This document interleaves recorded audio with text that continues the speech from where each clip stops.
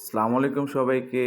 Professional kitchen by নাইমে স্বাগতম। আজকের recipe হচ্ছে লেমন অ্যান্ড কোরিয়ান্ডার পাস্তা। প্রথমে উপকরণগুলি কেটে নেব। আমি কাঁচামরিচ কেটে নিচ্ছি। একদম কুচি, কুচি করে ফেলবেন। একদম কুচি, কুচি। ধনিয়া পাতাকে কুচি, কুচি করে নেব একই প্রক্রিয়ায়। একদম কুচি, কুচি করে ফেলতে হবে।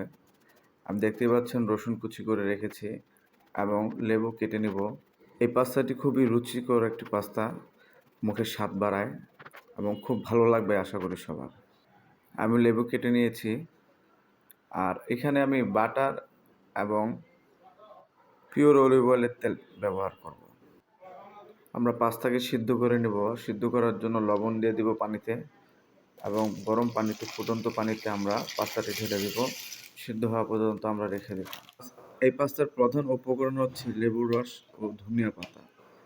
এর ব্যতীত এখানে আর কোনো কিছু ব্যবহার করার প্রয়োজন নেই। আমি গরম ফ্রাই প্যানে পিওর অলিভ অয়েলের তেল দিচ্ছি। আর আপনারা চাইলে অন্য তেলও ব্যবহার করতে পারেন। আমার অনেক পছন্দ পিওর অলিভ অয়েলের তেল। এটা খাবারের অলিভ অয়েলের তেল, খুবই স্বাস্থ্যের জন্য খুবই ভালো। আমি একটু বাটার ব্যবহার করতেছি সাথে, গ্রানটার জন্য সুন্দর আসে এবং রসুন কুচি দিয়ে দিব। রসুন কুচিগুলো তেমন ভাজার প্রয়োজন নেই, হালকা একটু ভাজা হলে তার সাথে আমি বাকি উপকরণগুলো দিয়ে দিব এক এক করে।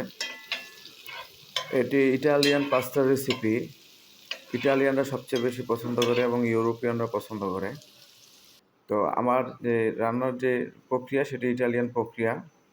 তো যার জন্য সবাই একটু অবাক লাগতে পারে যে আসলে এটা এত র্যাপিডলি কীভাবে হয়। আসলে ইটালিয়ান পাস্তা বেশিক্ষণ লাগে না করতে, খুব র্যাপিডলি। আপনারা দেখতে পাচ্ছেন আর যেই পাস্তাটা আমি সিদ্ধ করতেছি সেই পাস্তার পানি থেকে আমি এখানে অ্যাড করতেছি যাতে ওইটার পাস্তার একটা স্বাদ আসবে। আমি লেবুর যে রস, সেই লেবুর রসটি দিয়ে দিলাম। আমি লেবুর রস করে রেখেছিলাম। এখন দিয়ে দিচ্ছি কাঁচামরিচ। কাঁচামরিচ দিয়ে দেওয়ার পর আমি ধনিয়া পাতাটাও অ্যাড করে দেবো। লবণ দিচ্ছি পরিমাণ মতো।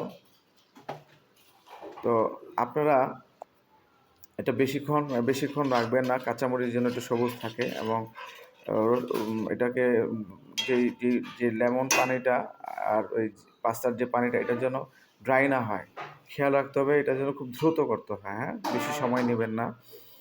ধনিয়া পাতা দিয়ে দিলাম। ধনিয়া পাতাটা 20 থেকে 30 সেকেন্ড নেড়ে চেড়ে পাস্তাটি আমি অ্যাড করে দেব। আর পাস্তা অ্যাড করার সাথে সাথে আমি 30 সেকেন্ডের মধ্যে চুলা বন্ধ করে দেব।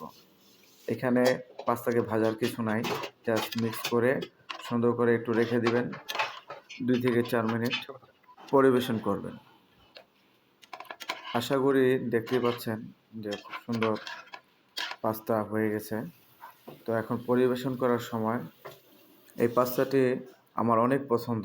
আর এখানে কিন্তু পেঁয়াজ ব্যবহার হয় না, শুধু রসুন। আর রসুনের পরিমাণটা অবশ্যই দেখে নিয়েছেন। রুচি বাড়ানোর এই পাস্তাটি অবশ্যই আপনাদের ভালো লাগবে। ইনশাআল্লাহ ভালো লাগলে লাইক, কমেন্ট ও শেয়ার করবেন।